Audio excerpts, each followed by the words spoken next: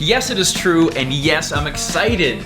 I finally have a show on television. This is not the first time I've been on TV though. I was interviewed for a show called Nature's Weirdest Events, where I talked about experiencing the swimming pigs. Swimming pigs. They're swimming pigs. Oh, go get it, sweetheart. The world's a crazy place. I was also on 3 episodes of a television show in Taiwan called Fun Taiwan Adventures, where we traveled around the country and got up to some crazy activities.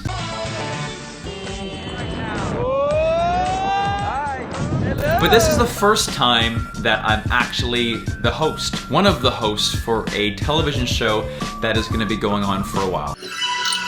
This week on the show, it's called The Travel Show, and it's on BBC Worldwide, BBC Two, and BBC News. And what we do is we travel the world highlighting cool and unique things, which is kind of what I've been doing on this channel already. One thing I wanted them to know, and also for you to know, is that YouTube is still a huge priority for me.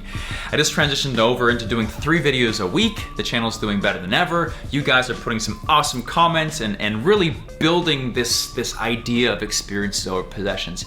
And I love that. I can see people living the brand. They're telling me that the motto has changed their lives, and I don't ever want to stop pushing that way of living, because for me, I think it is the best one, and for many of you out there, you can see that experiences really are worth so much more in your life than the material things that we surround ourselves with. This TV opportunity is really interesting because it goes very well. It's like a puzzle piece to the YouTube channel.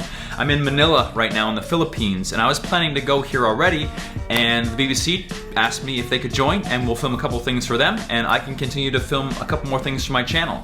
And going forward, I think that's what the partnership will be. It'll be us working together in these countries, them sending me places, me going places, and creating content for both platforms, which makes me probably the happiest guy on the planet. I love the independence and freedom of YouTube, and I also love the opportunities and the professionalism and the entity of BBC and being on television. Both these things are 2 different beasts. YouTube, I'm shooting and editing myself. BBC, I'm mostly just talking and experiencing and letting the camera go down once in a while and just interacting with people and learning a lot.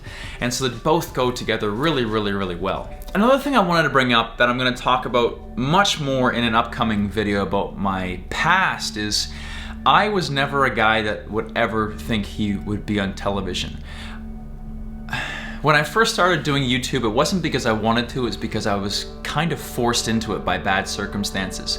Life threw some problems at me. A friend dared me to make a video, and I remember recording my first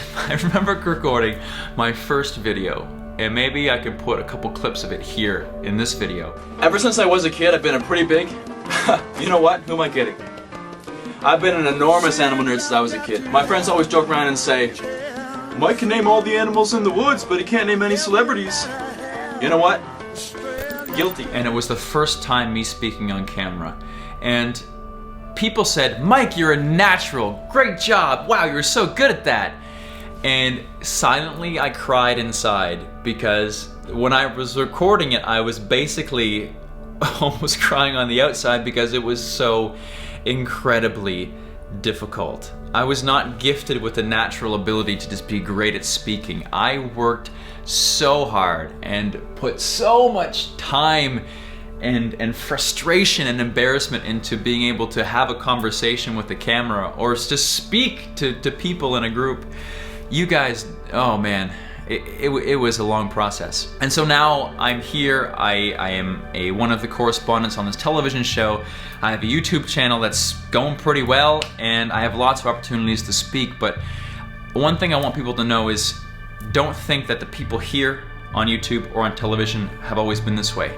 For a lot of us, we had to work through a lot of phobias, a lot of fear, a lot of crap to be able to shine so brightly in front of a camera. I'm saving the full story for a video coming up in the next couple weeks, but I wanted to let you know that for most of us, like 80% of YouTubers, TV hosts, whatever you are in the public eye, it was a struggle to get there because it's not easy to do this. It takes a lot of practice, it takes a lot of fighting fears, and it takes a lot of courage for sure. And most people aren't born with that. You have to acquire that through practice and just through going through it with the truck, basically.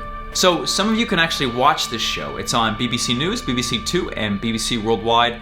After the news, you can check out the showtimes online. Just Google BBC The Travel Show. Also, they have a YouTube channel, and my face is already there a couple times. There's gunshots, there's sirens, this bridge is totally not stable, and there's people crawling on the ground. I don't even know what's going on. So check out the channel. The link is below. It'll be at the end. Subscribe, say hi there. It's a cool community. And that's why I'm in Manila right now. We're gonna film a couple more episodes here in the Philippines. Experience stolen possessions, kick the grind, and I can't wait to show you more of this beautiful planet.